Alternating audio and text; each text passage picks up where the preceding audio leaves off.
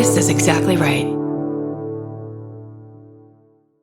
Capture your favorite summer feeling with Pandora Jewelry. Discover a collection inspired by the sunshine, freedom, and moments that make the season unforgettable. From sun-kissed metals to personalized pieces ready to be engraved with your summer mantra. Each design moves with you from beach days to golden nights and every memory in between. Shop Pandora Jewelry's new summer collection in-store or online at pandora.net and let your summer unfold. Goodbye. Sometimes the hardest part of therapy is just getting started. For real, which is why having help that's flexible, accessible, and easy to fit into your life matters. And that's exactly what Talkspace is designed for. Talkspace therapy and psychiatry is covered by most insurers, and most insured members pay a copay of $0. Part of the mission of Talkspace is to provide quality care that is accessible and affordable, whether or not you're insured. Talkspace has really made it just a kind of no-brainer to try therapy. If you're nervous about talking to someone, if you're nervous about the money, if you're nervous about leaving the house, you don't have to deal with any of that. They have covered it. And for me, like, that is best way to get into therapy. Take all the what ifs out. You know you got to do it. You know you do. As a listener of this podcast, you'll get $80 off of your first month with Talkspace when you go to Talkspace.com/MFM and enter promo code SPACE80. That's SPACE80. To match with a licensed therapist today, go to Talkspace.com/MFM and enter promo code SPACE80. Goodbye.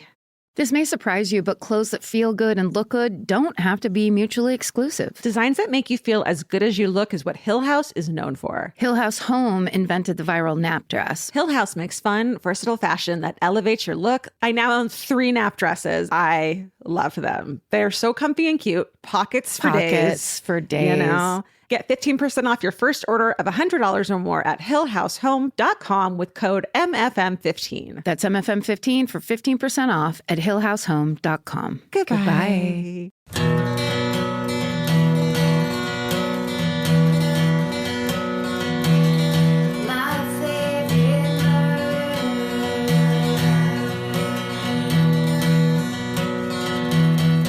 Welcome to My Favorite Murder. Oh.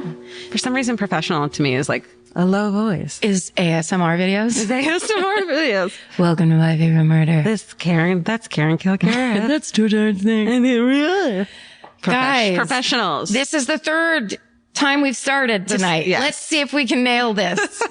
Oh. It got real bad. You guys missed a lot about driving. I spoiled a movie. Go watch the movie Christine. It's on Netflix. And that's all I'm going to tell you. That's all you're going to tell them. And don't look anything up about it. Just watch it. If you dare, just watch it cold and don't know what it's about. It was everything that I wanted because took place in the 80s. It was all vintage clothing. Amazingness. Rebecca Hall was incredible. Michael C. Hall plays such a douche. I love it. All the Halls are in it? All the Halls. And it's about the invention of Hall's cough drops? Yep. The Halls are, the Halls of, what are they? What was their catchphrase? Deck the halls? Now this is just word association. Should we start again? No, we're on a roll. Let us do it. We're leaving tomorrow for Denver. Oh, yes. This will come out next week. So, hey, Denver. Guess I can't believe how high you got everybody. Yeah. So actually we're leaving in 2 days for Australia. Oh, shit. Dude. Are you excited? I made us reservations at a restaurant already. That's right. Did I tell you that already? Yeah, you did. I am excited. I have to say, I'm very angry at the ghost of my mother because as the sounds healthy already. As the one thing she did harp on in her life was always a nursing related thing or a health related thing. Anytime I flew to New York or back east, she would say, "Get up and walk around. You don't want to die of a blood clot." She would say that to me before I got onto planes. Which is like, great. Thank you for building that into my psyche. Now, that it'll never leave. You are not supposed to cross your legs on takeoff and landing. Really? For that reason. Is that true? Yeah. Well, I don't know if it's fucking true, but that's my paranoia that I've read. Don't cross your legs. That's so specific though. Because you're cutting off blood circulation. Right. But why take off and landing? Because of the pressure. Okay. You're asking already. I'm sorry. Well, I mean, yeah, all of it is. That makes sense-ish. It's just a concern that I have. Okay, so your mom told you that. All my pants are too tight and I'm scared I'm going to die of a blood clot. Okay. Wait, oh, you mean in life? Those are kind of two separate and then at the same time, the same issue. Well, here's good news. Okay. Since we're flying business class, there's a bar in business class. So you can walk over and meet me and Vince at the bar in business class getting absolutely shit hammered. Wait, is this like international waters where I can drink on the plane to Australia because it doesn't count as being in America Yes. or my actual life? Yes, and then you'll have a blood clot and a seizure on the plane. For real. And I'll punch everybody.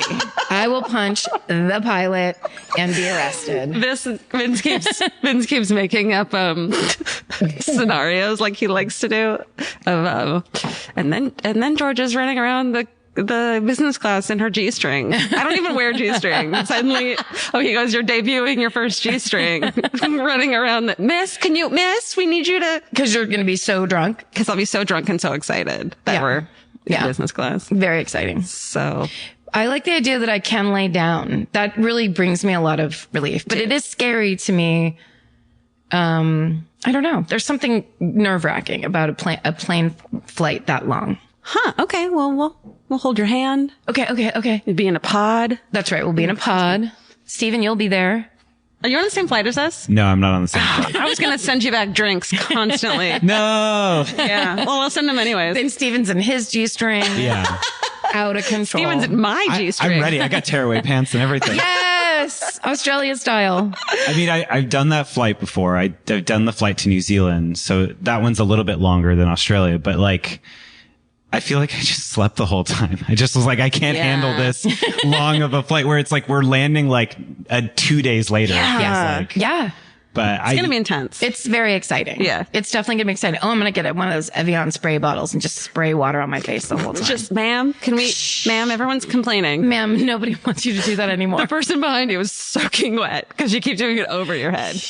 Like, this is what rich people do. Does that stuff do anything? All right. Okay. Let's talk about podcasting.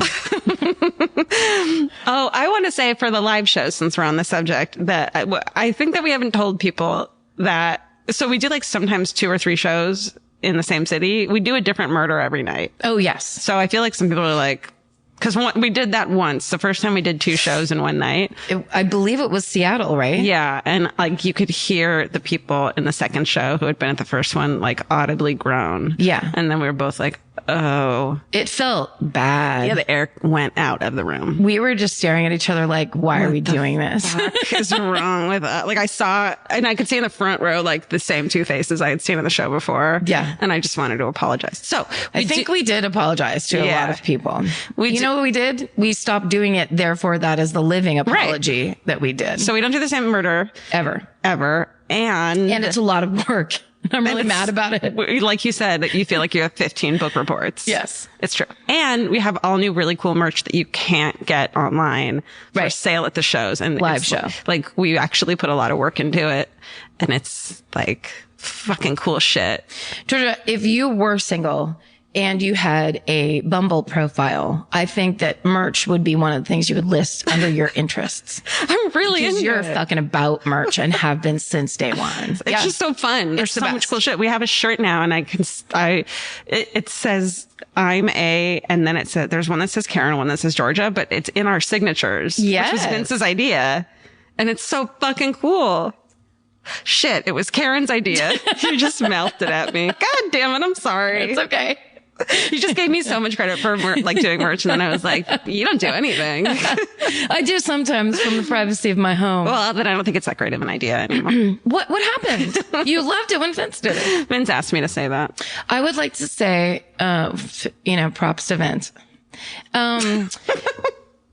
There are lots of people who contacted us from Los Angeles or grew up here or whatever that needed to say there is a Carvel ice cream shop in Los Angeles out on the west side. Oh, yeah. We didn't know that. I've never heard of it at all in California at all. Me neither. Fudgy the Whale I've been hearing about forever. Who else contacted us to let us know about Carvel? Carvel themselves. Yeah. What did they say? Did you see the tweet? What did it say, Stephen? Oh, because we were talking about getting a Carvel Fudgy the Whale for 100th show. Yes. And they said, they were like, the countdown's on, party time. it's on us or something. Yeah. Oh, really? We're fucking famous now. To that, me, I was like, that's it. Why is a cake, an ice cream cake or whatever that we can afford ourselves, send Stephen to get? Yeah. To me, I'm tweeting at us. I lost my mind. You've changed. No, I haven't. Stephen to get. That's the part I changed. I'm excited about a cake, which is nothing new. But sending to Stephen. It's a real celebration. Yeah.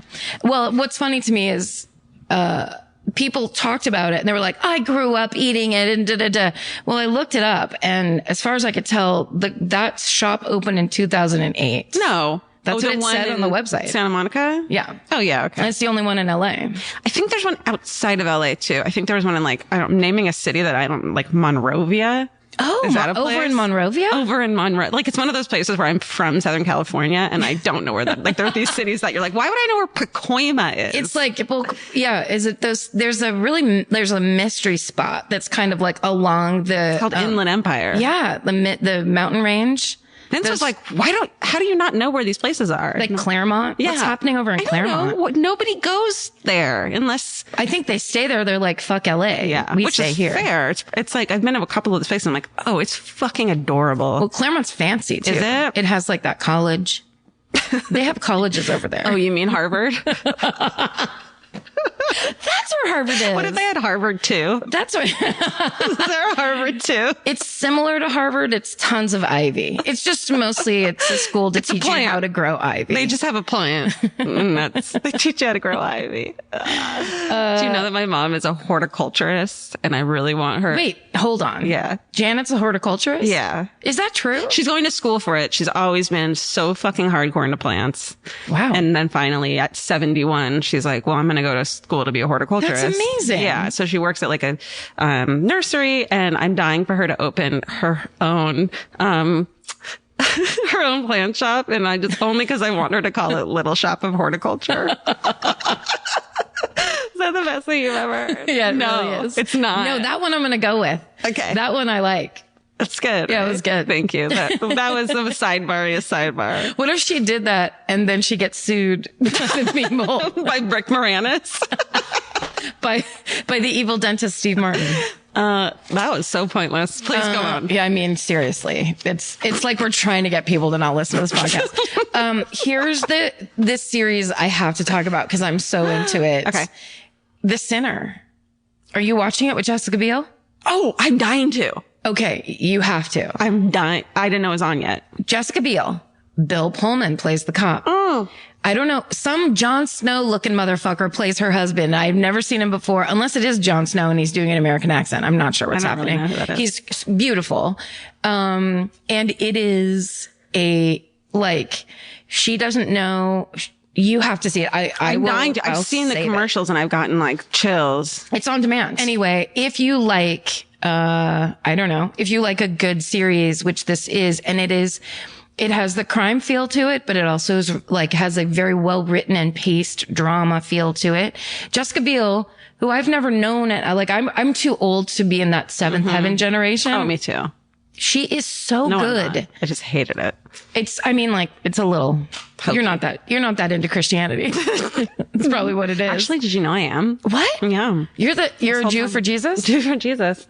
Yeah. So anyway, if you are looking for something new to watch, highly recommend The Sinner. It's not, so I was worried it's going to be like corny. Like, they keep trying to make these shows that are like True Detective and they're not. Like, right. I really didn't like the Ozarks. Did you watch that? I didn't watch it because, everyone loved it and I'm sorry I don't care, but I hated it. And so I was like, oh, I hope this isn't another one of those. Right now, Jason Bateman has a single tear rolling down his cheek. And he's saying, okay. That's what he says in the beginning of shit. I really want like a walk-on role in the new Arrested Development, so I shouldn't talk shit on it. Is that really what you want? No. I don't give a shit. No. Are you vision boarding right now? I'm just spitballing my vision board. A walk-on role where you just kind of walk on. No, I totally get it because I think, it's because when it's done right, it's the best. Yeah.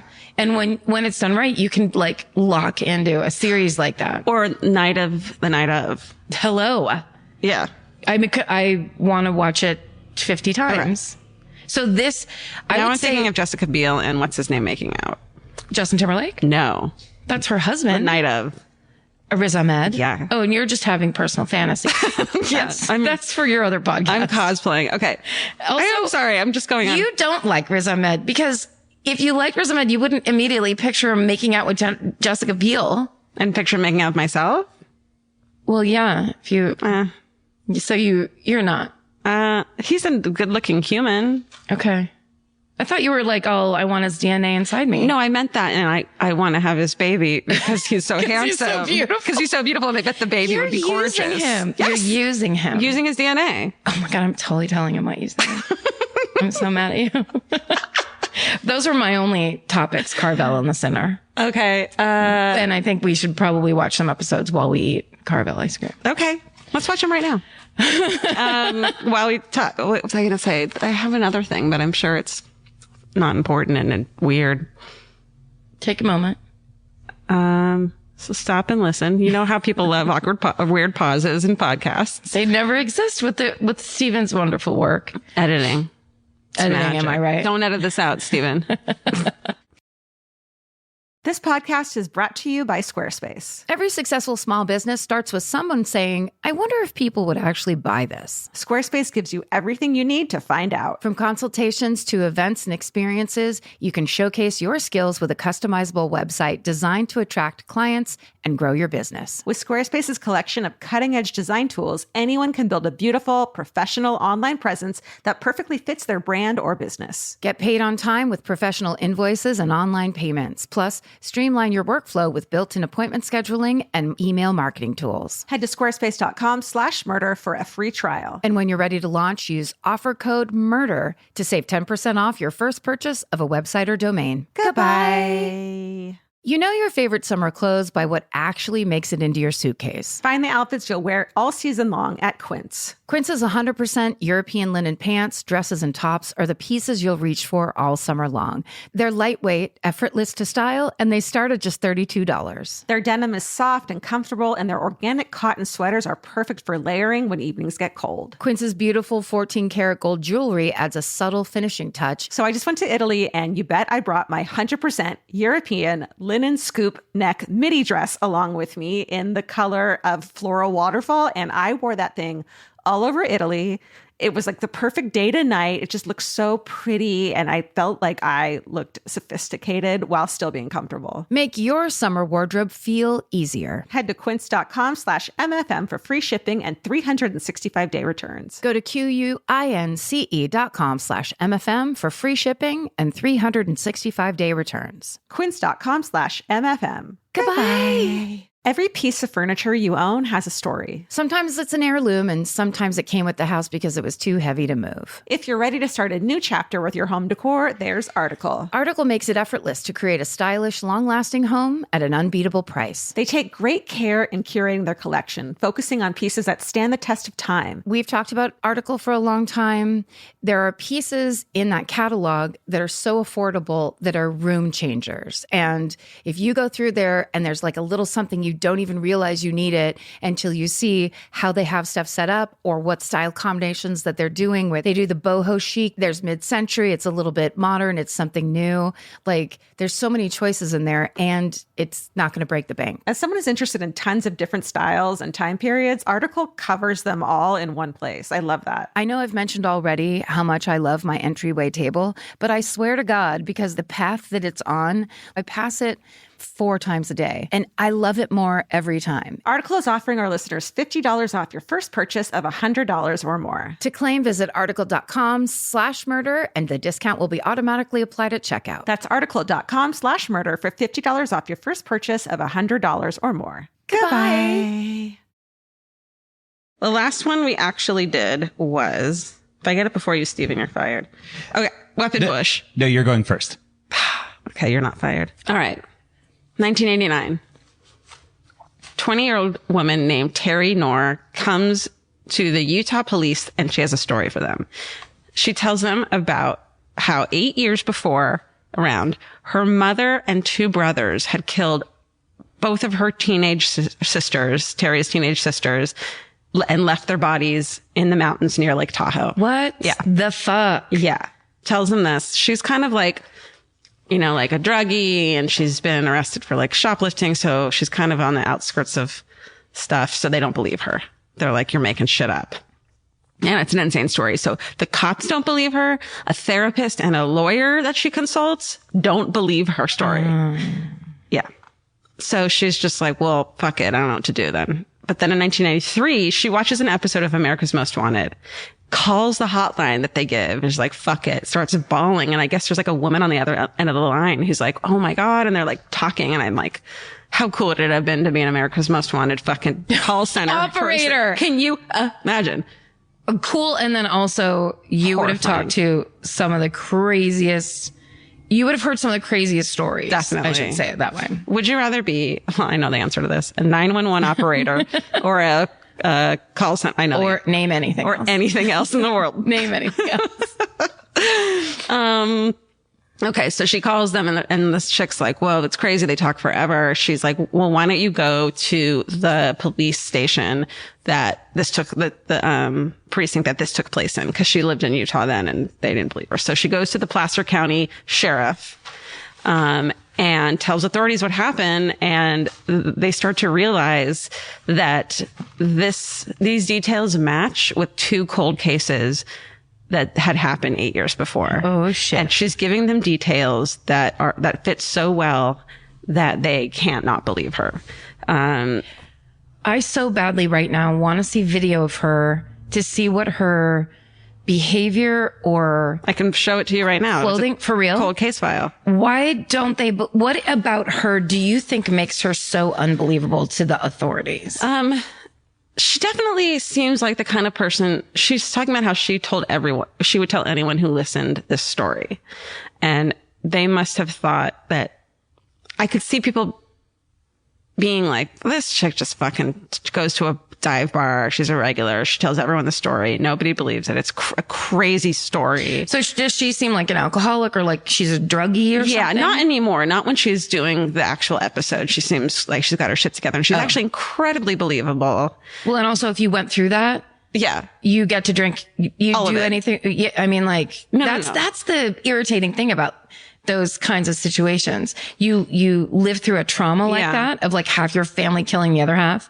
And then you're supposed to just be like, oh no, I'm a really reliable witness because I'm totally in reality all the time. And it's like, she's telling the story and she's not crying because she had to shut her emotions off from all of this so long ago that they're like, you're telling us this story and you're telling it matter of factly and we don't believe you. Like even a therapist who should be able to look past all this stuff. Yeah. And like, call the fucking Lake Tahoe PD and be like, hey, anyways, we'll get to her story and we can talk about that. Okay. So that, there's 2 never identified Jane Does that kind of match and they're like, oh shit, we should look into this. So here's the story. So Terry's mom, her name's Theresa Knorr. She's born in Sacramento, California in 46. At age 16, she leaves home to marry a man 5 years older than her, who she had met a few months prior. She drops out of high school. And she gets pregnant. So on July 6, 1964, that they're arguing, and the husband tells Theresa that he's leaving her. She gets so pissed off, she shoots him in the back with a rifle as he's walking out the door, killing him. Holy shit. Yeah. She's arrested and charged with his murder, but she says, she's not guilty because it was self-defense. She says she doesn't tell them what happened really. Like shooting someone in the back. How is that self-defense? It doesn't look good. No. But, during her trial, she's pregnant with her second kid. And she claims that she shot him because he was a violent alcoholic who physically abused her, and she's acquitted of the murder. She gives birth to her second kid, Sheila, 65. And after that birth, she begins drinking super heavily, begins another relationship with a man named Robert Knorr. That's how she got her last name. She becomes pregnant again. They have a third kid named Susan. Then they have 3 more children, William, Robert, and Theresa, that they named after her. And that's Terry. That's the girl who came. Teresa Jr. Teresa Jr. Yeah, I got that. As you do. As you name It's kind of cool. Yeah. You know what I really love? The name, Virginia. But if I ever have a kid, I can't name her Virginia because my name's Georgia, and it would seem like I'm naming her after myself. And this is my son, New Jersey. Right. It's like, no, you can't do that. No. You're just vain. What if you had a daughter named her Karen? I would totally do that. I would do that in a heartbeat. Well, there you go. KJ, come on. Eventually they divorce. She meets another man. They get married. 2 months later, they divorce. And then this is when she starts to go fucking crazy, says all the kids. After her fourth divorce. Okay. 6 kids. She goes nuts. She starts drinking more and more. She puts on a ton of weight and is super pissed off about it. She starts abusing her kids hardcore. Terry said, when we were kids, my mom beat the shit out of us. She's like kind of awesome. Yeah. Like you want to hang out with her when you see her in this Cold Case Files. Okay, I'll watch it. She's just like, well, she beat the ever loving fuck out of. Like, she's just so matter of fact about it. But like, you could tell she's just like that friend that's intense and wants to have late night conversations with you about everything. If we hugged our mom too much, it was like, who were we trying to convince that we loved her or she loved us? On the other hand, if we didn't hug her and kiss her and tell her we loved her, then we didn't love her and we were evil children. Ugh. We were demon seeds that had been given to her by Bob Knorr. So she goes crazy and starts to think that her kids are like satanic. Oh. And she becomes reclusive and disconnected the home phone and wouldn't let the kids go out or have visitors. They moved into a 2-bedroom apartment in Sacramento. Can you imagine 6 children and a mom in a 2-bedroom? I lived in 2-bedroom apartments with 2 other roommates, and we all wanted to kill each other the whole time. Yeah. Also, it's very hot there. Sacramento? Always. Yeah. Probably didn't have AC. Probably didn't. That will make you go crazy. Swamp coolers? That's what you told me, right? Yeah, we sit around in chairs right next to the swamp cooler with our armpits up on it. I've never even heard of Be like, let the sun go down. Okay. The neighbors say the apartment was filthy and smelled like urine. Oh. So on top of all of that. So for years, Theresa abused and tortured her children, and it sounds horrific, including burning them with cigarettes, throwing knives at them, beating, and once grabbed Terry by the arm and held a .22 caliber pistol to her head and told her she was going to kill her. So chances are that Terry, when she went to finally report this horrible thing, was totally shut down. That's why I was like, she wasn't crying. She was matter-of-factly telling the story, and it's like, well, yeah, at 7 years old or whatever, she was like, emotions are not going to help you. No, I bet they count against you very badly. Yeah. With a mother like that. Definitely. Fuck. So she had no emotional attachment to this story at that point, which is insane. This story reminds me of Sylvia Likens, that horrible story I covered a while ago. Yeah. In that the mom would make the other kids beat up one of them. No. So she would make them be involved in it so that they were part of it, you know? And that's probably part of why Terry was so fucking shut down, is like, she kind of had a hand in it, and in her mind thinking she was responsible too, even though you're obviously not. Yeah. So, there's like talk of incest. It's brought up in like 1 or 2 articles, but the word incest comes up, but they don't go into details at all. Yeah. So I don't really know how truthful that is or to what extent that is. Let's see. Okay, so she primarily started to focus her anger and abuse on the 2 oldest daughters, Susan and Sheila. And according to Terry, Theresa resented that Susan and Sheila were maturing and becoming attractive young women while she was becoming older and couldn't lose any weight. Terry kind of explains it like that, but it's clearly so much more deep-seated than that. She's a monster and an insane person. And a bad alcohol, like a degenerating alcoholic. Right. And there's probably parts of her brain are going soft because of the drinking. Yeah. If it's been going on for long enough. Yeah. I learned that on Sober House. That can happen to you. Really? Oh my God. But excuse me while I take a sip of my tea that's got whiskey in it. But that makes perfect sense. And also, I bet you the sons, it's like every movie you've ever seen about an abusive parent, where eventually the 16-year-old boy turns around and goes, I'll beat the shit out of you if you touch me again. Right. But the girls probably can't do that. Exactly. Yeah. And, and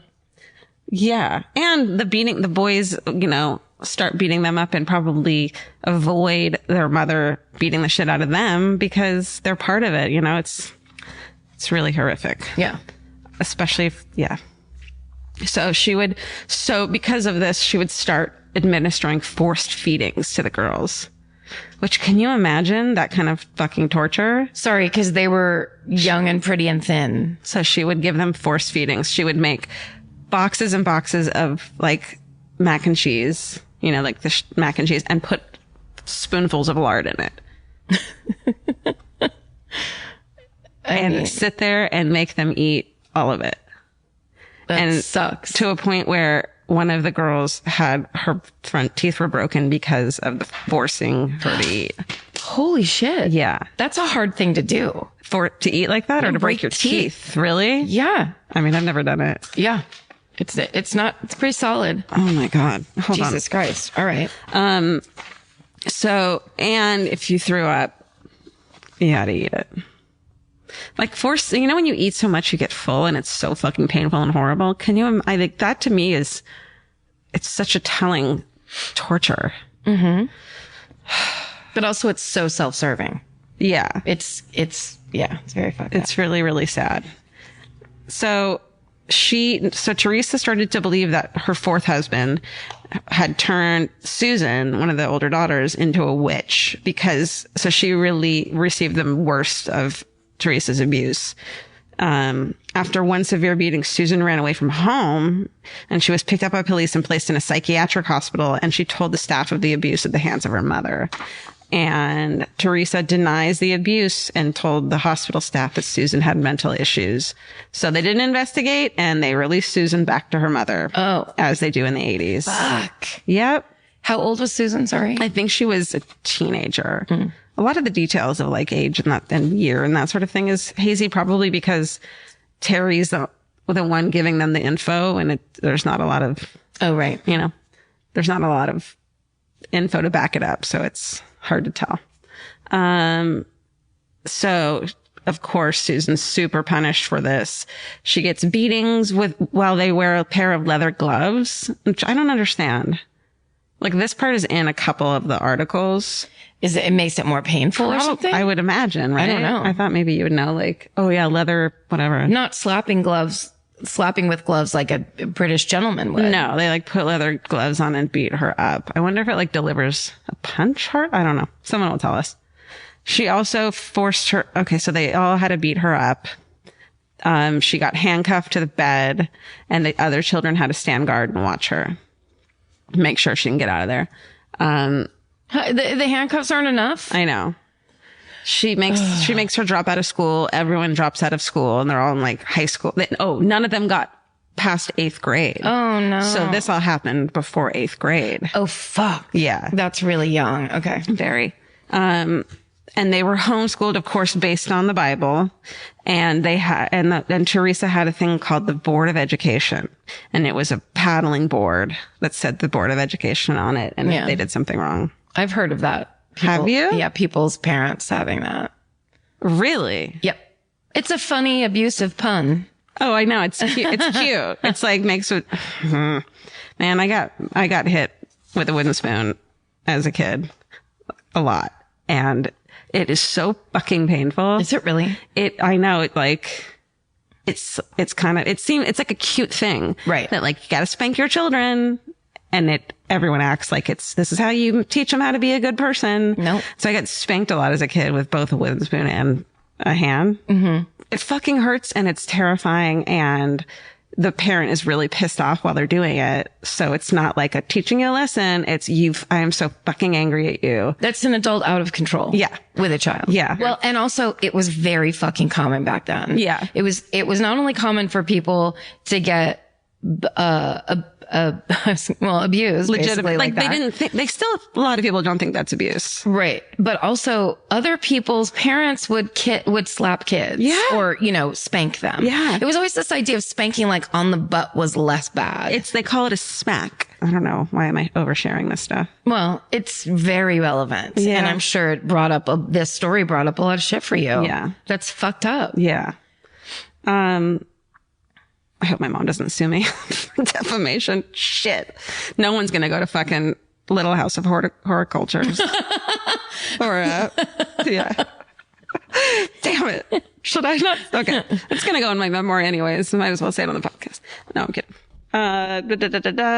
Okay. So let's get to the fucking shit. They're having an argument in 1983.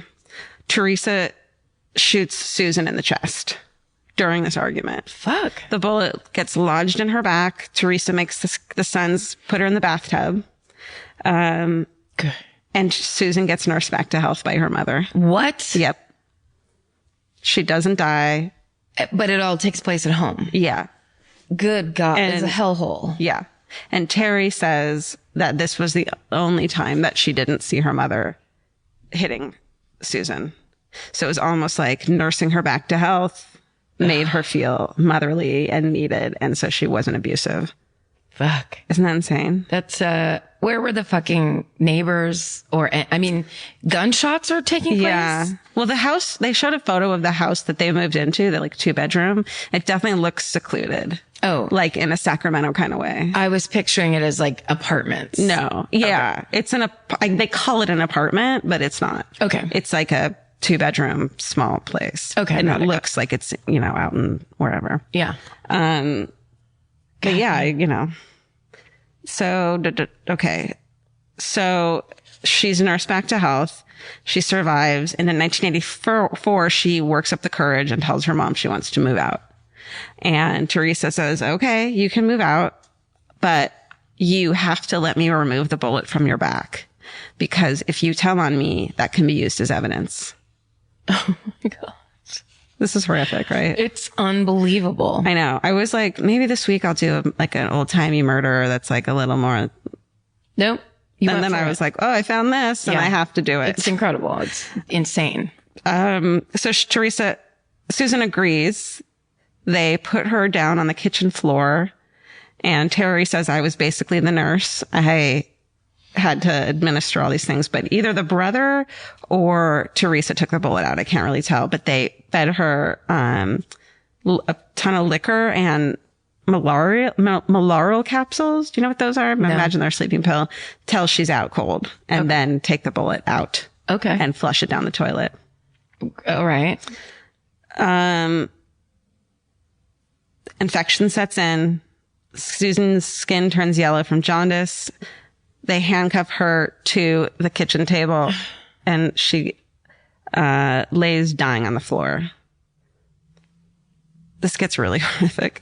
Theresa tells her kids that Susan was possessed by Satan and the only way to purge the demon was with fire. Oh no. She makes Robert and Bill, the brothers, drive Susan to Sierra Nevada, Interstate 80. Do you know where that is? Mm-hmm. So it's like out in the wilderness, right? Yes. Okay. Well, the 80, if from Sacramento, you take the 80, then you're, I think, like I'm pretty sure. farmland and wilderness. Yeah. Okay. I'm pretty sure it's on the way up to the mountains. Like, if I'm not, that sounds wrong, right. It's like toward Roseville. Okay. All right. They had packed all of her possessions into trash bags. They pull over.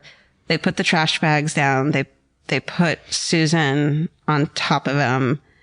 And they poured gasoline and they lit her on fire. Is she still alive? Yeah. Fuck. I wasn't going to say anything. Well, you have to tell the whole story. I know. You have to tell the whole story. I know. And I think she was like, to me, nothing is worse than those for some reason are the worst to me. Is being lit on fire. By your fucking family? Yeah, but dying of fire to me is specifically horrific. Yeah. That's like the one I can't really think about. And I'm doing a story about it. And it's just a warning on Cold Case Files, they show her. Oh. They show the fucking crime scene photos. So, she's found, they put the fire out. They have no idea who she is. They think that, okay, they have no idea who she is. They make a drawing of what they think that she looks like. Fucking case goes cold. They have no idea who she is. Oh. And, back at home. So it's like a year later, late spring of 85. Theresa starts to make her 20-year-old daughter, Sheila, work, as a sex worker. She like pimps her out. And she's earning hundreds of dollars a day. And Theresa almost seems like she's proud of her. And she eased up on the daily beatings, and Sheila's actually allowed to come and go as she pleases. Wow. Which is rare. And then Theresa accuses Sheila of giving Theresa an STD through the toilet seat. And so she beats her, hog ties her, and locks her in a tiny broom closet. It's hot as fuck. There's no ventilation. Oh. And she forbids her other children to give Sheila food or water or to open the closet door. And Terry, one day when she was gone, disobeys her and gives her a beer, which is almost like, you can imagine that's probably all there was in the house. Yes. And she's this this teenage kid who's doesn't know what else to do. Here's a beer. So I guess Theresa just said she wanted Sheila to confess. But either way, she's going to get beaten. And so she does confess. She doesn't believe her. And so, she eventually dies in the closet. Oh my God. Yeah. So 3 days later, she dies of dehydration and starvation. They leave her body in the closet for an additional 3 days before even discovering that she's dead. So the mom and son puts her body in a cardboard box, tapes it shut, and they take it to the mountains where they dumped it near the Truckee airport. And then they get back to the apartment and realize the smell hasn't gone away. And so Theresa orders Terry to set the apartment on fire. This woman is a fucking lunatic. Guess what? She's still alive. What? She's still alive. Theresa. Oh, the mom, the lunatic mom. Oh, to this day? Yeah. Oh, sorry. For a second, I was like, that was get the crazy twist. No. Okay. There's sadly no crazy twist. Okay. But the dying and dead is done at this point. I mean, this is How pure. have we not heard about this? I know. When you said the name, it sounds familiar. Well, how have you not heard about this? I know. Isn't that crazy? It sounds super familiar, but but I didn't. I don't know these details at all. But This might be when your parents were we're not watching the news for a while. yeah, but 85. That I would have if I heard that on the news then, I would have been like. But here's the thing about 85 is that those are just when the bodies were found. 2 separate bodies in different and they were cold counties. cases. And they were cold cases, and they weren't even linked. Okay. I think that the investigator on cold case files was like, yeah, we talked to them and we're like, this is weird, but they died in totally different ways, but there were 2 young teenagers, but they didn't put it together. Fuck. Yeah.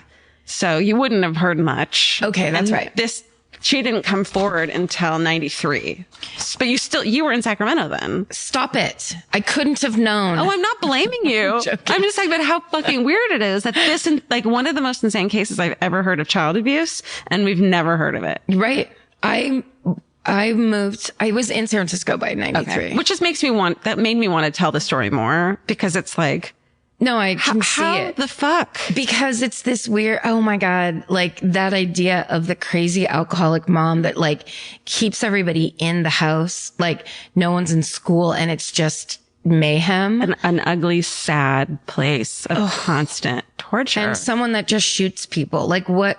I mean, kills her own. It's just so crazy that it's one person against 5, and she is so manipulative and insane and dangerous and scary that she's able to tell her sons to go kill their sister, and they obey. It's their mother. Yeah. It's their primary. Yeah. It's horrible. Yeah. And it's all they've ever known. Yeah. All right. So she tells her to light the apartment on fire. In the middle of the night, she sprinkles lighter fluid around the apartment and lights it on fire, but it didn't spread because I think there were neighbors. So apparently there were neighbors. Who knows? So the fire department responds. There's not a lot of damage.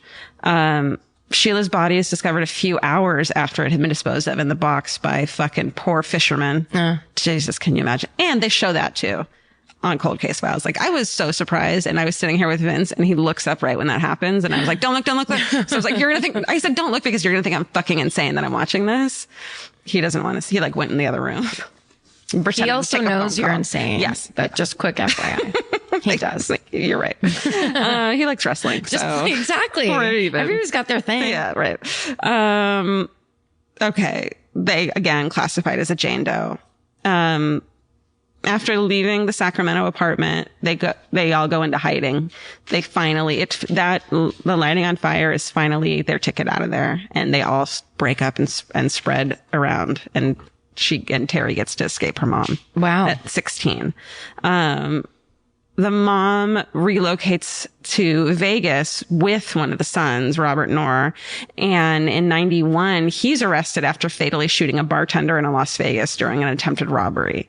I mean, so, like, these are like, these are born and bred criminals that are like, now go out into the world to just reign free. Yeah. Good luck with having any kind of normal life. Yeah. Any conflict you have, you're going to start shooting people. Yeah. Terry, I mean, God bless her. She seems like she was able to straighten her fucking life out. Wow. It's unbelievable that she is able. I mean, watch it just to like hear her talk. I can't wait. So they move back. Then they move to, so he goes to prison for 16 years. Mom relocates to Salt Lake City, where she becomes an elderly woman's caretaker. This dude hires her to take care of his mother, ailing mother, lives there. And when okay, let me keep telling this. Okay. That's going to turn out bad, right? No. Oh, okay. No. It turns out we had no idea. You know what I mean? So no one else gets killed. Okay, good. So Terry takes Sheila's identification card to pass herself off as a legal adult. Like, she becomes, you do what you got to do. Yes. So when she finally goes to share her story and they finally believe her because of her detailed descriptions down to the chipped teeth of the Jane Doe they had, because the box that Sheila was put in, they knew that was the only piece of evidence they had. It was a box from a movie theater of like popcorn buckets. So they went to every movie theater and was like, is this your brand? Is this your box? And it wasn't. And it turns out that Robert worked at a movie theater and had taken the box from a movie theater. So even that corroborated everything, just these details, everything matched. So the detectives also took out the subfloor that had been stained with Sheila's body to test it. And in November 93, Theresa Knorr is arrested at her home in Salt Lake City, where she fucking lives with this elderly mother. And the son who had hired her was like, we had no idea she was a sweet old lady. Yeah, she did some weird shit. And she said she liked taking care of my mom because she was like really motherly to my children who were daughters, because she said she had always wanted a daughter of her own and only had sons. Oh my God. So he didn't believe it for a long time. Okay. You know what I mean? Yeah. Cause like you're like the guilt over leaving your mom with a fucking murderer. It's gotta be pretty high. Yeah. You got to turn around and face that. Ooh, you're not a good judge of character, it turns out. Turns out you don't know your shit. You thought you were, you ain't. Engage your gut. Yeah. Listen to your heart. Eyes open, please. Eyes open, heart. Make a reference. See, these days we have LinkedIn. That would never happen. Okay, go ahead. She's charged with 2 counts of murder, 2 counts of conspiracy to commit murder, 2 special circumstance charges, multiple murder and multiple murder by torture. William is sentenced to probation to undergo therapy for participating in Sheila's murder. And in exchange for his testimony, the prosecution dropped all charges against Robert, save for 1 count of being an accessory after the fact in Sheila's murder. And also the mom was like, I'll plead guilty. Teresa was like, I'll plead guilty if you let my sons off. Really? Here's where I have a hard time with. Do the sons deserve anything? I mean, at what point in their age? I feel like I am not qualified to debate that in any way, except for, I just want to bring it up because I can't give a judgment either way. Well, my first reaction is, they don't, because they were raised to kill people. This woman, they had no choice. It was out of fear at that point and mind control that they did it. Yes. And just the taught reactions of this is normal living. Yeah. But when you say that, then you basically, there's so many murderers that you can say that about. Right. Because they had equally nightmarish childhoods. Yeah. So they could actually, yeah, exactly. Nothing is black and white. Right. So like, yeah, Ted Bundy was like abused and sexually molested, but he's still held responsible for what he did. It's almost like, well, at the point where they're 18 and on, then are they responsible? No. I think for Ted Bundy, I think it's like once you've killed your 12th woman, it's on you. Okay. No, I mean, I'm saying these boys, I don't think they would have lived these lives. Definitely not. They wouldn't have killed their own sisters if their mother didn't make them participate. Definitely. I would guess that. I mean, that's like, to me, it's like the beatings and that sort of thing. No, they're not held responsible for that. But the murder's the same. It's all the mother's doing. I know. And I know people are going to argue with me and be like, you're victim blaming for sure. Right.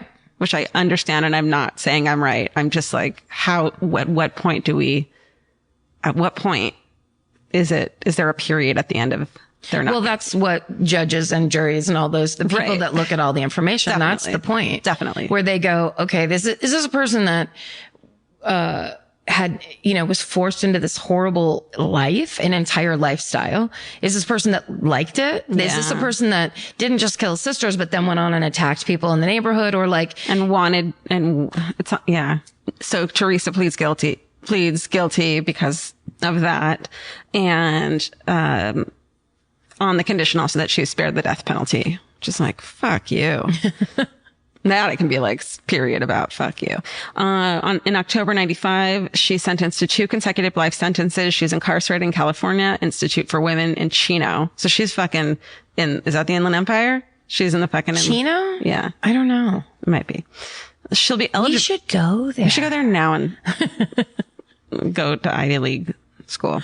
She'll be eligible for parole in 2027. If she lives to see it, she'll be 80 years old. Oh shit. She's still alive. I wonder if she's drinking inside in the clink. Some fucking, some wine? Some toilet wine? Oof. Would you take a sip of that if someone made you? Not made you, but if you were like dared. No, I don't really respond to daring. That's not my jam. Yeah, you don't seem like a person who No. would be challenged. No, no. I mean, are you saying would I even be curious about the experience of what toilet wine tastes like? I guess the word toilet is a hard no. It ruins it. I mean, would I have Prison wine in a bucket, maybe. Prison wine in a bucket that's quite clean. Yeah. The first time ever that the bucket was used was for the prison wine. Yeah, which I'm sure they have access to clean buckets. Then yes, I'm sure there's a whole program set up. But I would want to taste what non-toilet created prison wine tasted like. I agree. And that would be fascinating. I can't imagine there's a ton of prisoners who are like, yes to toilet wine themselves. I'm an alcoholic, but I won't fucking drink. I'm going to say no to toilet wine. Who knows? Who knows? I mean, but anyway, you got to do what you got to do. Fuck Theresa Knorr. God, that was crazy. She's awful. Awful. So it's watch the Cold Case File. I will. And did you know they're all streaming on, you can get them on demand somewhere. Not on demand, but like on your DVR. Mm-hmm. No, wait. On like, if you have Roku or Apple or whatever. Oh, yeah. Every single one is on except for that one. Are you serious? So I had to go to YouTube to find it. It's on YouTube. It's called Mommy something. Look up Cold Case Files Mommy. It's season 2, episode 24. It's so dark. It makes it extra dark when you're from the place where you hear the story, because you can I can picture her house dress. I kept asking, in it, I was like, I'm going to ask Karen where this is. This is insane. Yeah. I can picture her house dress like a flowery nurse's, like big, dirty, kind of like country powder blue. Yeah. Slipper, like little tiny flowers on it. Yeah. Slippers. Essentially what I fucking wear every day. Let's be honest. Oh man, it's dark. She bought it at Pick and Save. It's dark. It's dark. There's bad vibes. Summer's for adventures, road trips, and adding a whole lot of miles to your car. That's why it's worth stopping at Valvoline Instant Oil Change first. If you need an oil change, make the smart stop at Valvoline Instant Oil Change before you hit the highway. Their trained techs can help you get road trip ready with an oil change and an 18-point maintenance check included with every oil change, checking your tire pressure, wipers, lights, and more. That means they're checking important things before you're halfway to your aunt's house with no cell service. And these aren't just any techs. Valvoline Instant Oil Change techs complete over 270 hours of training, so your car's in capable hands. The best part, you can stay in your car and you're in and out in about 15 minutes. So before your next long summer ride, pull into Valvoline Instant Oil Change. Valvoline Instant Oil Change. Change wisely. Goodbye. Goodbye. Get into the Hyundai Getaway Sales Event and get away with a deal so right it almost feels wrong. Right now, you can get great deals on Hyundai's most popular models, from hybrids to EVs and more. Score on the adventure-ready SUVs like the Hyundai Kona, Tucson, Santa Fe, or Palisade,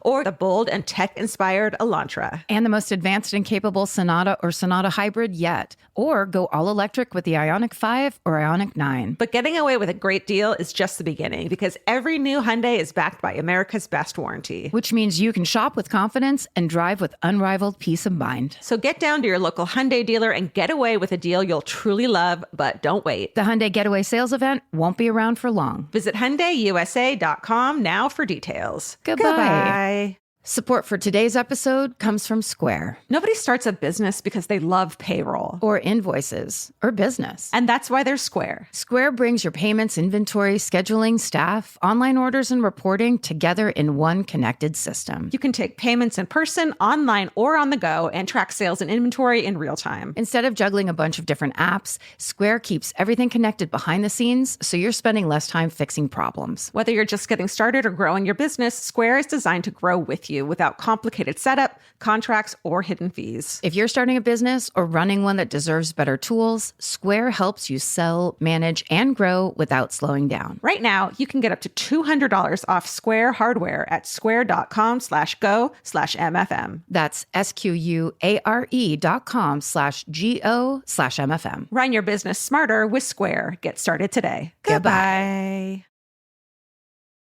Well, these are just, because people very often tweet us, have you read this? Have you seen this? And there are things that are happening modern day. Right. And they're often like the craziest or the most fascinating kind of true crime of today.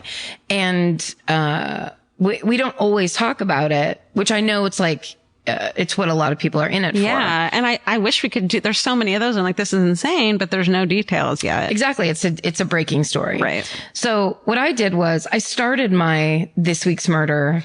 I wasn't making any good, kind of like strategic decisions as I was watching the case, because I stumbled upon a BBC show that it was a Reddit link to a BBC show called BBC Horizons that I think has been on in England for a long time. Ooh. This is what it looked like, because there's like each one had different opening credits, that one looked like 1978 and one looked like the 90s. It's like they're unsolved mysteries. It's been on forever. And so it was like the mystery of blank. So like there's a thing in Florida called the Florida Circle. I don't know if you've ever heard of that, but I was watching half of that when I was like, stop watching TV, because it was like, oh my God, can you get it online? I mean, where can you get it? It's just put into, see, here's the problem. It was a Reddit link. So I was watching off of that. And then suddenly the title started turning Russian writing. And then at one point, I tried to click off, and then it turned into like a Russian looking Facebook page. Did you get hacked? It said something like the name of it. It wasn't Facebook. It was like, okay, summertime. And I was like, oh, I should throw this computer away now. Absolutely. They're watching you. But I only have half my script done. So I have to keep it for a little while. But I mean, like, yeah, I made a terrible, you don't click links on Reddit, but I did. Yes, you do. Well, anyway. That's fun party Reddit. It makes it exciting. Yeah. So anyway, the story that I was watching and going to do isn't really a murder. Like, it's a fascinating story about a mummy that they found in Iran, that, or the seller was in Iran that had it, and it turned out it was from Pakistan. And it was very newsworthy, because the only mummies have ever been from Egypt. Egypt is the only place that did ancient mummification ritual. So this one might have been stolen? So, well, they didn't know. And it was like, look, kind of weird and different. And then you see it. It's like, it drew me in so quickly. And then it was like, but it turned into a like ancient Persia, fucking Xerxes. Like, it was the reading, the cuneiform writing on it said that it was the daughter of Xerxes, who was the ruler of the the Persian Empire. I mean, it's all this shit. I have no idea what I'm actually saying right now. Smart. You sound really smart. The BBC can do that for you. Yeah, they can. I'm going to watch this. One special. Anyway, it turned out, so this woman who's actually, I mean, I guess I wasn't going to talk about this one at all, but it's really cool because the woman, who started looking into it was a scientist, named Asma Ibrahim. Ooh. And she taught herself how to read cuneiform so that she could figure out what it said on the stone coffin part. Oh my God. And then that's how she figured out it said, I'm the daughter of Xerxes. So it was this Persian princess from the ancient Persian Empire. But then she was like looking at all the details, whatever. She's sending things off to experts all around the world. So they have the cuneiform expert in London. They send the mat that's underneath the actual mummy off to get carbon dated. Wow. They do all these things, right? And then there is a scientist that's in, I think it said he's the leading archaeologist in Iran. And he's the one that came out and said, we don't have mummies in Iran and they don't have them in Pakistan. They are only from Egypt. Therefore, if this is a Persian princess, then that changes like history books. Yeah. That means that there must be, it was just this whole thing, right? Well, then as the information starts to come back and this Dr. Ibrahim is investigating everything, she's starting to notice little like quirky things that are standing out. Inconsistencies? Yeah. So the cuneiform looks weird and she, that's why she sent it to the guy in London that was the expert. And she, there's, like that little differences in the mummification process or whatever. And eventually they come to find out they send it off to get x-rayed because they were like, well, in the Egyptian mummification process, they empty out the body of the internal organs. They dry out the inner body. And they put a drying agent in it. They put the heart back in because the heart is where your brain, they believed your brain was. So when cram that brain out, you got to have that brain. They pull your actual brain out through your nose, right? Yep. They stick a thing in there and they basically mix your brain around until it's jelly and your brain runs out your nose. No. Yes. But you still have your heart, which is your real brain, which I thought was very beautiful. Yeah. And so when they x-rayed it, the heart was in there. It was there were no internal organs. It was all the things. The brain was, whatever. But they start to notice, like the Egyptians, it's like surgical precision. Mm-hmm. So the incision that they would make to take the inner organs out was 3 inches. This one was 8 on this body. So it's a novice. Right. The Egyptians would go up the nose to do that mixing thing with the brain. They, on this mummy, had broken all these bones, up in the palate. So they had done, it's not the way. Yeah. Cause this was like a sacred ritual. Sure. So they don't just like fuck it up. Right. Especially if it's like a princess. Yes, exactly. Especially Xerxes' daughter. He was, according to that one. He was huge. Movie, he was humongous. Okay. So, then Dr. Asma Ibrahim finds pencil lines on the outer wooden box. Pencils were invented 250 years ago or 300 years ago, I think she said, or they said, lead pencils. Yeah. So they're like, this is this is bullshit. Then they get the carbon dating from the mat that was underneath the mummy back. And it was made 50 years ago. Wow. So they're like, what the fuck is this? So then they get a doctor to cut it open.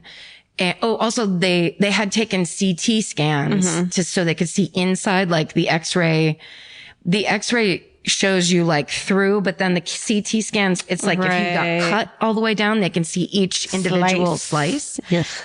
And that's how they discovered that the body that had been mummified, the spine was broken in 2 places at the neck and at the lower back. And oh my God. Yeah. So they're like, okay, this is not this Persian princess. What was her name? Like Rodriga or something really hard to pronounce. and they open up the mummy, and you can see it on this show. They show it. So fucking My cool. toes are curling. Cut it open. This doctor, they just saw it open like with a bone saw. Because it's mummified? Well, because the outer cloth that the mummy is wrapped in. So you're bandaged like a Halloween mummy inside. Your arms are crossed over your chest. That's how you know it's royalty. Huh. And then they wrap the whole body in a resin saturated cloth. Right, so it hardens. And that's what makes it hard. Got it. So to cut that open, they pull it apart, and it had gray hair. Huh. And it was a woman, and they actually made a computer generated image of what her face might look like based on. That's so cool when they do that. I know, right? Based on the skull, and then based on the area that they said it was found, which was near the Afghan border. They're like, women of this age usually look like this. Yeah, yeah. So now they have a murder case on their hands. Shut your fuck. So when is she from? What's that? When is she from? She had only died. So they mummified the body. Like when they discovered all this, they backdated. It was like she'd only died 4 years ago or something. And so someone went and got their mat from their back porch. Yep. Wait, let me see if I don't know have why the that's exact just such number. a weird part to me where it's like, oh, we got to put her on a mat. Yeah, why they didn't. Oh, she died in 1996. Holy That's what they found out. But I can't remember. I don't have it where that compares to what, but basically what happened is in the mummification process, they had to collect they had to make their plan. They had to assemble the team of stonemasons and these forgers and all these people that would be able to make this mummy look so realistic. Because when you see it, it's actually really beautiful and cool looking. They have this gold, it's like a crown of cypress trees as her crown. Oh, wow. And then this face mask that they basically made, it's based on a different mummy, very early mummy's face mask. So it doesn't look like King Tut. Yeah. It's much more like handmade looking. It's really cool. They basically just had these perfect forgers and then just made these little tiny mistakes. A lot of people were in on it. A lot of people were in on it. And then they don't know if they robbed a grave to get like the freshest body or if they killed somebody. But the person who died violently, which is why they think it's a murder case. I am in shock right now. Isn't it nuts? That is the craziest story. Here's the other thing. Since this time, 2 more quote unquote Persian mummies have been offered on the black market for $6 million each. When this one showed up first, it was sell a mummy. What's that? You can sell a mummy on the black market. Oh, black market, the antiquities market, the black market for antiquities. You can do anything you want because it's just people robbing places and then selling these. That's why they're artifacts. That's why they're tomb robbers and shit. Right. Oh but this mummy was estimated, they were getting prices up to $1 billion because this mummy was so groundbreaking of like, oh my God, there's never been a Persian mummy before. This has never happened. If they'd even buy it if they knew it was a fake because it's just done so well. Well, but it's done so well, but there's a murdered body inside of it. Yeah. Do people who buy black market mummies give a shit? Yeah, I think they'd still want it to be a legit mummy. Cause also then you're spending all that money. They're spending that money for the history of it. They want that like, this is from the sands of time or whatever. I bet someone would take a fucking fat discount to be like, no, this is just a really well done forge. But of a dead person. Hey man. And they're like, yeah, give me some coke while you're in this. Some heroin. Oh, because they're just into bad stuff? Because they're black market. I think of black market buyers and sellers as like scary spies. Like they're not. It's not. They're not. It's not historians. Not in the least. You know what? You just provided me my transition. Oh, now rad. I'm going to tell you this next story. Okay. Did you hear about this one? The 20-year-old British model who, she went to Milan because she believed that she had gotten a modeling job. Mm-mm. And, I bet she did. And it went great. Yeah, it went great. And now she is, Carla Devigny. I don't know how to say her name. No, she had an agent that sent her and the agent whose name is Phil Green, said that this was a recognized studio in the city center of Milan. So he didn't think he was sending her to some fly-by-night thing. Sure. Plus, like, you're like, someone's paying to send me to Milan. Like, this has to be legit. Yeah. When she gets there, a man grabs her by the neck. Man grabs her by the neck. Another one injects her with a dose of anesthetic of ketamine. So much of it that it knocks her to the ground. Then she gets put into a suitcase. No, not small places, please. Yes. Small places? Yep. Oh. And then they drive her around winding unpaved roads for more than 2 hours, bound hand and foot with tape across her mouth. Oh my God. She's taken to a rural house in northern Italy, and she's kept handcuffed to a wooden dresser. And then she is put on sale online on the dark web. Dude, this dark web. The dark web. She's put on sale, but then at the same time, a ransom demand gets sent to her agent for $300,000. Okay, so he knows at this point. For how much? $300,000. That's not a lot of money. Right? I mean, yeah, you'd think if you're going to do a crime like this, you might want to. What if he's like, okay. Just shoot for the moon. Yeah. So she, when she's stuck there, she tells him she has a child, the man that's there. And so then he puts her back in the suitcase. I don't know. I think he does. And drives her to the British embassy in Milan. Why is this funny? He drops her off at the British embassy. Because she has a kid? Yeah. And he reported that killing mothers was against the rules of the shadowy criminal organization that this guy belonged to. What? They end up arresting him.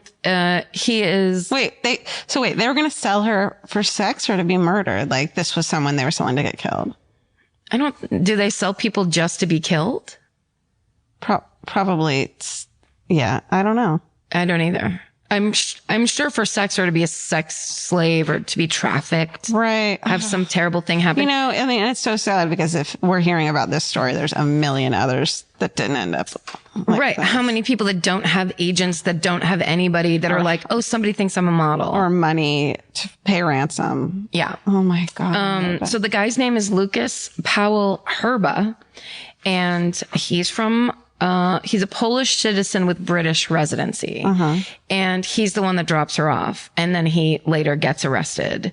Oh my God. And they also were holding her passport so she couldn't leave the country until she gave evidence at her pretrial hearing. What? Because when she told the story, they didn't believe her. Are you they wouldn't let her go home.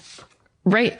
Because they were like, we have to see what's going on. We don't understand what this is all about. And then it turned out that her agent, the cops, like everybody and then the guy that did it were all telling the exact same story. And they were like, okay, it really happened. I hope they apologized. Say you're sorry. That's what's important. Milan, say you're sorry. Okay. Wow, that's awful. Are you ready for the next one? Absolutely. And Stephen, tell me when I go too long, because it might be too long. No, we're still good. Okay. 4 hours later. This for real. So this is my favorite because for like in the early 2000s, there was a viral video that like an apartment website put out that had a girl. It looked like night vision video, and it was a girl coming out of a cupboard in an apartment in New York. And it was, this story, quote unquote, was that she was living in the apartment and they didn't know. Yeah. Well, that was all viral. That was all fake. Oh, it was? Yeah. I didn't know that. Cause she kind of had like long black, like it looked the like ring girl hair. Japanese horror film. Totally. And she crawled out in the scariest way. Yeah. And I was when we found that video and didn't know, we watched it at work 50 times. We would just stand around screaming and watching. It was amazing. Yeah. I mean, it was an amazing piece of literature. Fiction. Yeah. Well, here's the story I found. This happened in Pittsburgh. Jerome Kennedy decided to install a camera inside his attic. after he was hearing noises coming from the ceiling above his bedroom. No. According to police, that's according to police. He called them a few days earlier because he heard someone up there at night, but they didn't find anything. So he decided to put cameras in his attic. What would you do? To see what was going on. I would leave. And everything. I certainly wouldn't take the time to put cameras in, but he did it. And when he gets the footage back, the footage shows his neighbor, Robert Havrilla, crawling through the attic. So they live in, like a split, like a condo thing where they share a wall. And he has gone up into his attic and then crawled over into this guy's side. No. And, he's carrying, in the video, you can see him. It's so fucking creepy. How have I not seen this? He's carrying a drill and a light. And then he just lies on the vent that overlooks Kennedy's bed and his daughter's crib for about, what does that say? For about 30 minutes. So he just looks through the vent for half an hour. You're just being watched sleeping. Yeah. What if he just was like, it relaxes me. A nice, sweet baby. A little sweet baby. I like to see other people's lives. I'm not perverted. Not even when they're awake. I just want to see how happy they look when they're sleeping. The man who did its attorney, who got caught on video, told the Washington Post, that he has no criminal record whatsoever. And they're making this seem like a negative situation, but it's really not. There are some things that haven't been said that'll clear everything up eventually. Oh, okay. So what are some of those things? You're mentally ill? He was installing a mobile for that baby, but he just wanted to make sure. Oh, can you imagine walking into your daughter's bedroom in the morning and there's just a mobile that's not that you didn't put there. A surprise mobile. With the scariest mobile. It's just all fucking skeletons and nightmares. Mobile? It's just got nightmares. I mean, God bless. That's my favorite. That's my favorite. Did he go to jail? Do they still live next door to each other? He didn't do anything wrong, according to his lawyer. Why would he go to jail? He didn't. It's a super positive situation. It's not negative. It's positive. To be crawling in the attic with a drill. Okay. Here's the last one. This is insane and awful. And you probably heard about it because a bunch of people sent us this one. From the BBC News. Oh, that was from the Washington Post. The story of the man in the attic was from the Washington Post. Okay. And the Mummy's from BBC Horizon, the Horizon series, which my new favorite show. It is. Their stuff on it was so cool. I want to watch all of them. It reminds me of, Stephen, what was that book you got us? The Lifetime. Mysteries of the Unexplained. Yeah. It's from the with the cover, like the leather covers and the different Time Life series. Time Life series. That's what it reminds me of. Can I tell you my new favorite show? Yeah. Really quickly. I meant to tell you about this earlier. It's called Suddenly Rich.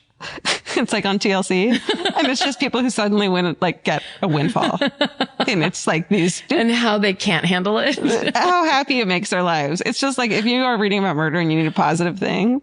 Oh, it's like one guy who you had to throw at a basketball game all these shots, and if you did it, you won all this money. And he was a poor kid from South America who had come on a scholarship and had to work his ass off, and then suddenly won this money. And this woman who found a painting in the trash in New York, and it was worth $1 million. It's just this super cool show. It was the best, dude. Finding did you see the documentary about the lady who found the Jackson Pollock painting? Yeah, no, I didn't see it, but it was similar to that, where it's this famous artist, and it turned out it was stolen and all this crazy shit. Yes, that's cool. So Suddenly Rich. When you need a fucking break. It's not about my Uncle Rich.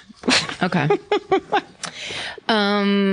Okay, so this one is fucked up. It happened in Denmark.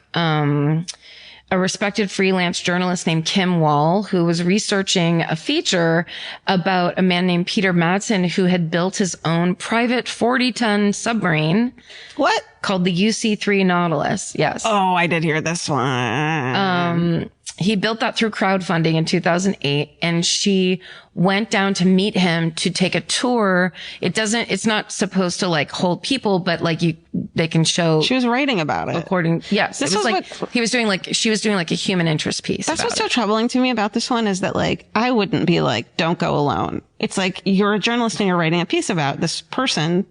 A person who runs 2 companies Yeah. and is a very relatively public figure in his country. For as much as we're like, be careful, don't trust anyone. It's like, but yeah, there's certain situations where you'd be like, well, of course it's fine. It's her job. But okay, so so she meets him there. She's last seen alive August 10th as she departs with Mr. Madsen on his self-made underwater vessel. Fuck. She met him around 7:00 on Thursday, in the harbor area of Copenhagen.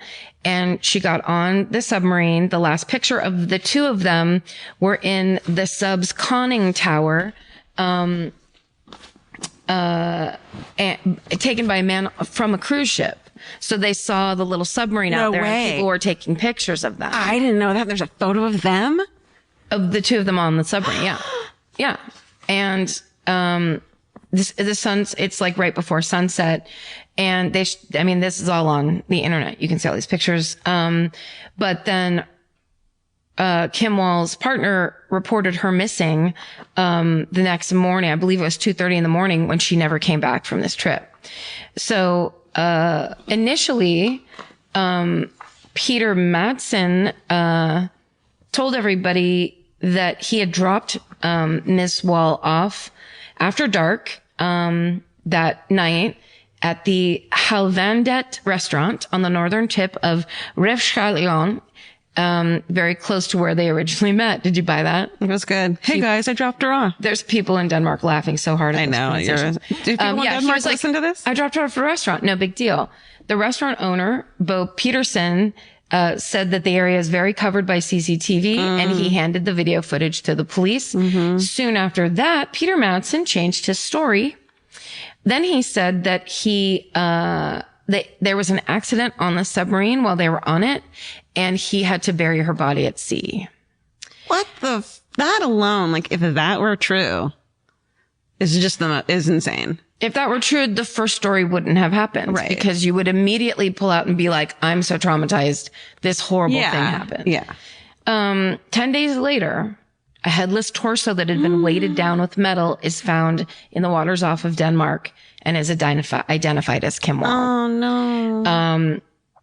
They believe that Mr. Madsen deliberately sank his 40-ton submarine hours after the search for her began. Oh my God. So here's the bad part. The torso, the arms, legs, and head were removed from the body, as a result of deliberate cutting.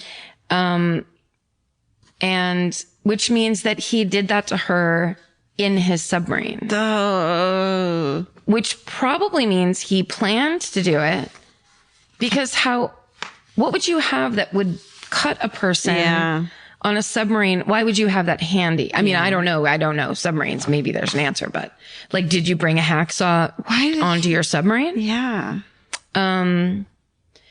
The lead investigator also revealed that the blood found on the sunken submarine was confirmed as Kim Wall's. Sure. Mr.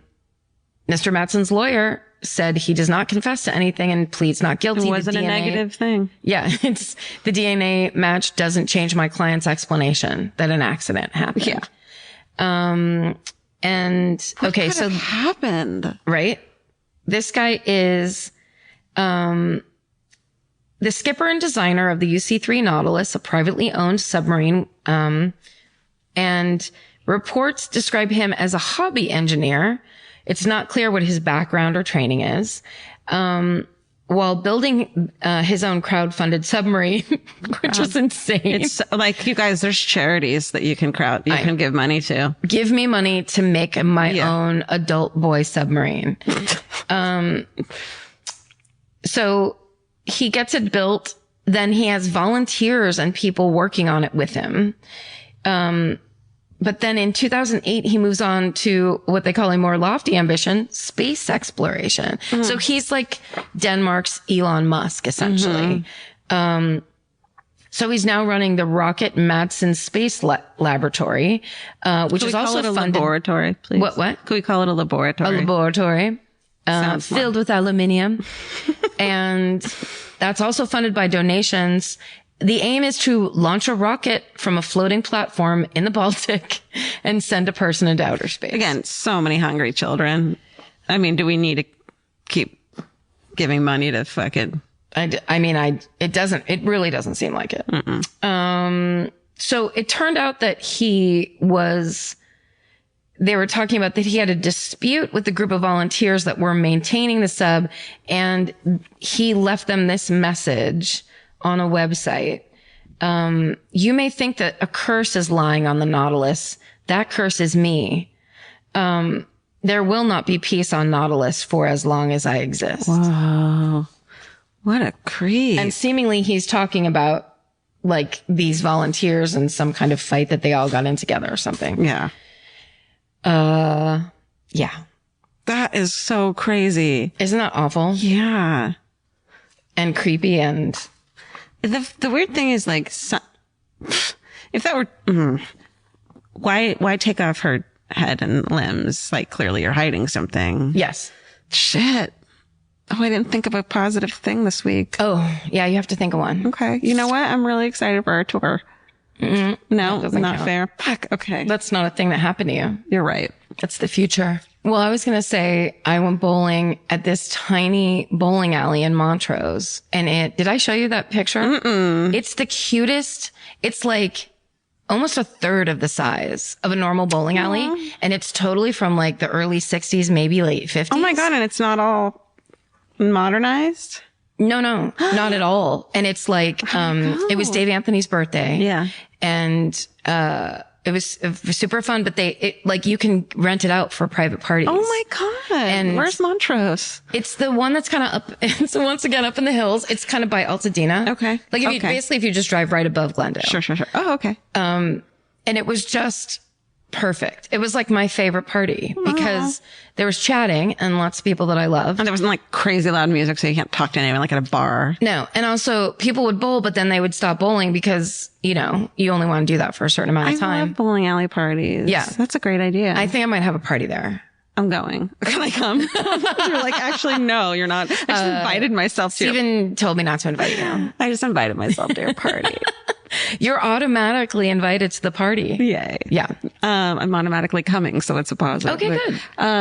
My dad came over today and helped me with my finances. Oh, how was that? It was good. He didn't yell. There was a moment where I could hear the tension in his voice. I also don't think he knew what he was doing. Right. I think in the long run, all it was someone was sitting there with me saying, you have to do this now. And there were 14 times where if I had been on my own, you would have just walked away. have. There were 14 times like, I'm just going to do this later. I'm just not going to do this. And he was like, well, let's just do this. And then we can do that. And I ended up doing it. That's great. And it worked. That's great. Yeah. And it just made me happy that it was a huge weight lifted off your shoulders. Huge weight, but also kind of gave me that oh, dad. That's what dads are for. That's right. He didn't know what he was doing.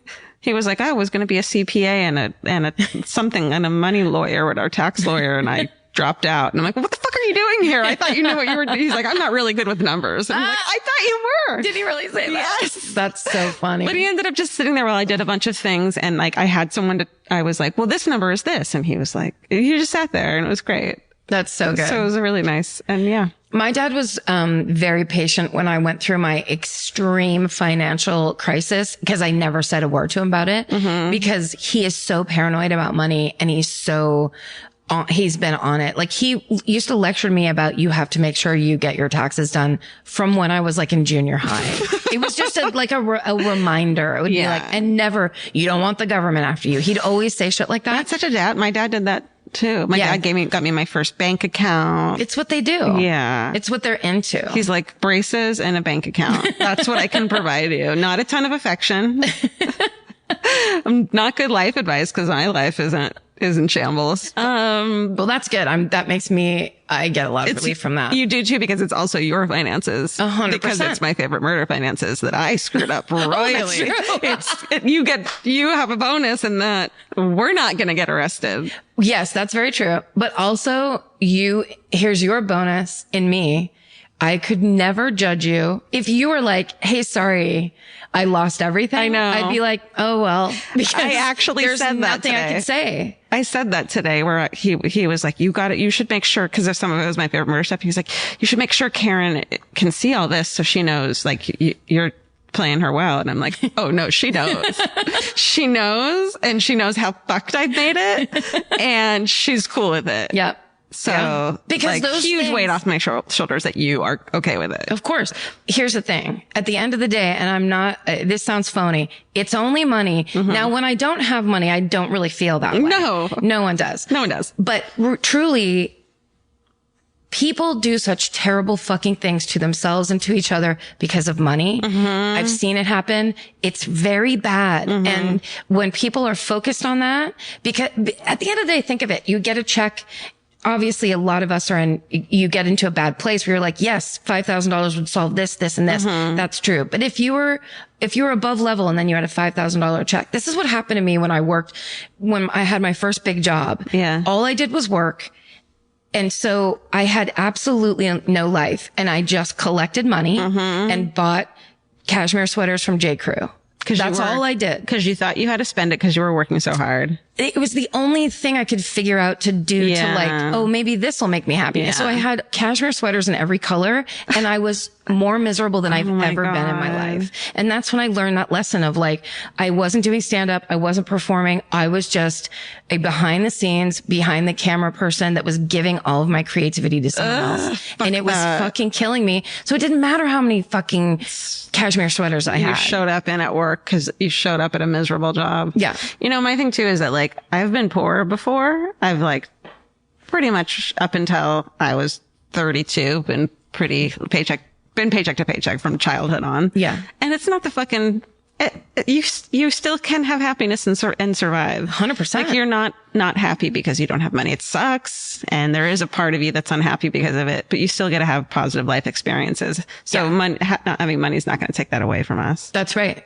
Well, and also sometimes when you have to get a little creative, you can have better and more rich life experiences because you're actually kind of in the mix. Whereas I think sometimes when you have money and security, you become very isolated, and you also start living lives that other people can't relate to. Yeah. So you're just kind of like, you know, we're fucking tenacious. Or what was the other one? resilient. This is why I'll always support all the murderinos who make shit on Etsy and sell it. Like my favorite murder stuff. Oh yeah. Cause like, Hell yeah. I wish I had that when I was fucking broke. Yes. Make that fucking money, you guys. Create your awesome art projects and You're cool good shit. at calligraphy. Yeah. Write up some Amazing. shit. Amazing. Just don't, there's one person who's selling our logo on something. Oh no. You have to make it. You have to make it. You have to make it. You have to earn it. And don't be afraid to give us credit since it is our show. Just plug our show. That's all we ask. Yeah, we are. Which they do. Don't pretend you fucking made it up. Give us credit. Take your money. Take your dirty blood money. Literally. You guys, thanks for listening. We love you. Stay sexy. Don't get murdered. Bye. Bye. Yeah. Elvis want a cookie? Yeah. Yeah. Mimi want a cookie? Mimi? Elvis. That was Elvis doing a Mimi. Yeah, he's like, yes. Capture your favorite summer feeling with Pandora Jewelry. Discover a collection inspired by the sunshine, freedom, and moments that make the season unforgettable. From sun-kissed metals to personalized pieces ready to be engraved with your summer mantra. Each design moves with you from beach days to golden nights and every memory in between. Shop Pandora Jewelry's new summer collection in-store or online at pandora.net and let your summer unfold. Goodbye. This may surprise you, but clothes that feel good and look good don't have to be mutually exclusive. Designs that make you feel as good as you look is what Hill House is known for. Hill House Home invented the viral nap dress. Hill House makes fun, versatile fashion that elevates your look. I now own 3 nap dresses. I love them. They're so comfy and cute. Pockets for days. For days. You know? Get 15% off your first order of $100 or more at hillhousehome.com with code MFM15. That's MFM15 for 15% off at hillhousehome.com. Goodbye. If audiobooks are your thing, or if you've been meaning to listen to more of them, you should check out a podcast called Ear Say, the Audible and iHeart Audiobook Club, hosted by Cal Penn. Each episode spotlights standout audiobooks on Audible across all kinds of genres: sci-fi, comedy, romance, thrillers, and more, with Cal talking to guests who help break down what makes each story worth listening to. It's a fun, easy way to discover your next great audiobook. Check out Ear Say on the iHeartRadio app, Apple Podcasts, or wherever you get your podcasts. Goodbye.